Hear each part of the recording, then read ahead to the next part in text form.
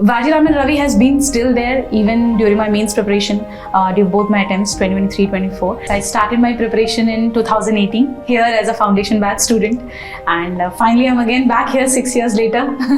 The life has come full circle finally. I post-graduated actually in year 2018. After that, I came to Vajiraman Ravi, as the name has always been there, where I was completely clueless कि क्या करना है क्या नहीं. And that year, I think ये join किया test series मैंने, and we had those regular feedback sessions. GS we had GS. I was enrolled for the GS thing. I had that regular feedback session after every copy that was checked. We had those mentoring sessions going on. So उससे पता चलता था what is wrong, where I should add on, what is the changes I need to make, etc. So it went like that, and I really scored good in GS. Last year also it was 435 marks in GS 1, 2, 3, 4. Hello everyone, this is Monica. I have secured AR 39 in the recently passed civil service examination. So to give a hint on my background, I am a qualified chartered accountant. I got qualified in 2019 and then I have started my preparation from 2022 after quitting my job. I would like to elaborate on my strategy for commerce and accountancy optional. So initially I got the materials from Rankers IAS Academy, which has syllabus wise contents and notes for each subject. So in commerce and accountancy optional, there are a total of 10 subjects. So in the paper 1, it is more likely towards accountancy, audit, taxation, cost accounting, and financial management and financial markets and services.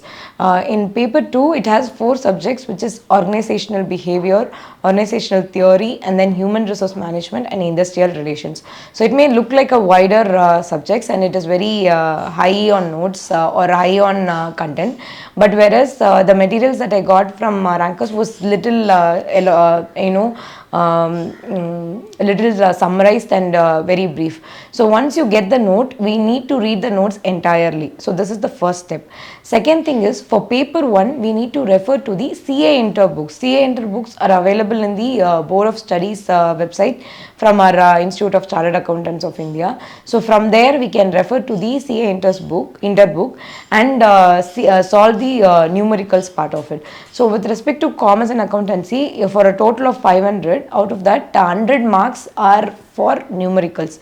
So for numerical side of it, we need to have a key practice on that, because during the examination we need to see the time. At the same time, we need to work on the numericals, accuracy of the numbers. So practice is the key element for the numerical side of it. But even if you don't know, or if you are not very strong in numericals, still you will be able to solve the question paper by solving just the PYQs of the numerical sums. Then with respect to the paper 2, I would say that you can collect quotations and then corporate examples, and where you see a unique strategy. So in our newspaper, there will be an education plus column where a unique strategy of a company or an different corporate personalities, different approach towards human resources or towards the industries will be mentioned. Those examples can be collected and collated, and that can be used in the answer writing. So you can also quote the quotes of corporate people which are available in the Google or in the internet, which can be used in the answers. So this all will enrich your answers. So this is first with respect to the commerce and accountancy optional. Second thing is, whenever you are solving a particular numerical, it is always good that you pick the answers for the question. That is, you pick the solution and write it at the end of the answers. So like for example, if you're going to solve a ratio sum and the answer is going to be current ratio 1.33 to 1, then it would be better if you pick the particular current ratio, particular answer, and box it in the end of the question and write it. So this is with respect to the numericals. And next, with respect to the analytical questions of the paper 1, it's always good to substantiate it with example, even if there is no numerical part of it involved. If the question is going to ask about some ratio, what is some ratio, if the question is going to be like that, then it would be better if you are giving a relevant example. So always write examples for analytical questions in paper 1. With respect to paper 1, paper 2, as I already said, quote quotations from corporate personalities, write personality examples.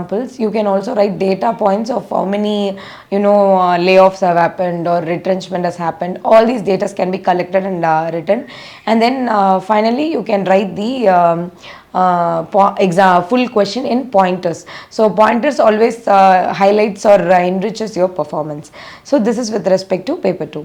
And then overall, with respect to the presentation of paper 1, do not follow a monotonous pattern of presentation. If you are using a flowchart format of presentation, write the next question in a different form, like a semicircle form, or write the question in an tabular form. So this kind of differentiation will make the examiner feel that the paper is not monotonous. So this is with respect to paper 1 and paper 2 of the commerce and accountancy optional. With respect to the preparation, I would say that reading the same content again and again is most important, because the commerce and accountancy optional, the topics are very, very wider and very difficult to remember. So in that case, if you are reading the same thing again and again, it will be very, very helpful. And completion of syllabus is little difficult in commerce and accountancy, because the syllabus is vast, as I already said. So it's better you keep your target to complete at least 80% of the syllabus before the examination. So the balance 20%, just revise the PYQ and you will be able to manage, and you'll be able to solve the answers. So the answer writing practice will help you to finish the paper on time. So because it is very difficult to complete the 500 marks and come out of the examination, so answer writing will be helpful to finish the papers on time. So this is the overall strategy with respect to commerce and accountancy. Read the same material again and again, and then do answer writing every day. As far as you can do answer writing every day. There should definitely be a read of the entire entire syllabus before the prelims examination, and then make short notes which are helpful for you to revise after the examination, after your prelims examination. So this is the key things that you need to do for commerce and accountancy. Apart from this, you need not refer to much of other materials. Instead, you can probably solve some sums from materials that are available online. So this is with respect to commerce and accountancy. So all the best, friends.